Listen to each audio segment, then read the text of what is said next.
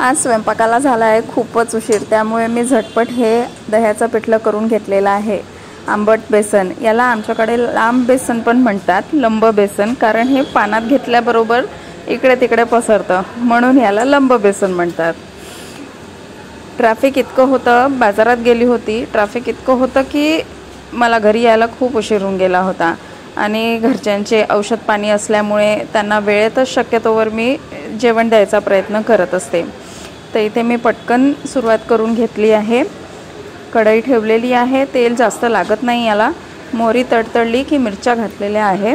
मिरच्या मी थोड्या जास्त घातल्या कारण मी हे पिवळं बेसन करणार आहे, तिखट घालणार नाही याच्यात। आणि इथे मिरच्या होतपर्यंत दह्यात मी बेसन घुसळून घेतलेलं आहे।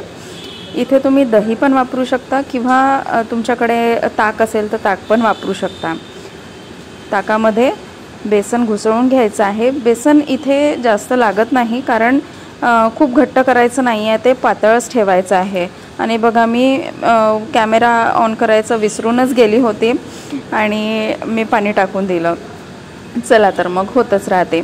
आणि इथे पाण्याला उकळी आल्याबरोबर तुम्हाला एका हाताने ढवळून घ्यायचं आहे ते, कारण ते लगेच घट्ट व्हायला सुरुवात होते।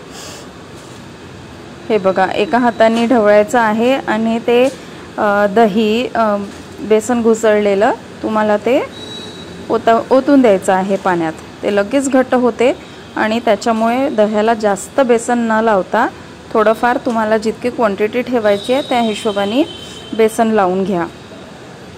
आणि लगेच उकळी आली की ते रेडी होते। मी पाणी टाकून थोडंसं अजून त्याला हे करून घेतलेलं आहे। इथे मी कोथिंबीर घालून घेतलेली आहे आणि मीठ पण चवीनुसार आत्ताच घालून घेतलेलं आहे। आणि थोडीफार उकळी आली की हे लगेच शिजतं। आणि याच्यासोबत मी भाकरी केलेल्या होत्या, याला काही जास्त वेळ लागत नाही। हे झटपट तुम्ही उशीर झाला स्वयंपाकाला तर हे कधी पण करून घेऊ शकता, लगेच होतं आणि लगेच पानं घेऊ शकता तुम्ही जेवायला। हे बघा उकळी येत आहे त्याला, अगदी छान खदखद उकळलं की तुम्ही लगेच ते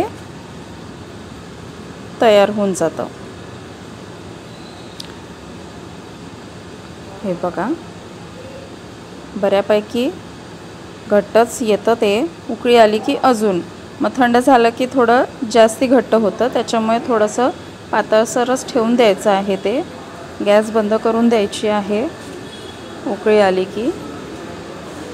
हे छान असं उकळलेलं आहे आता।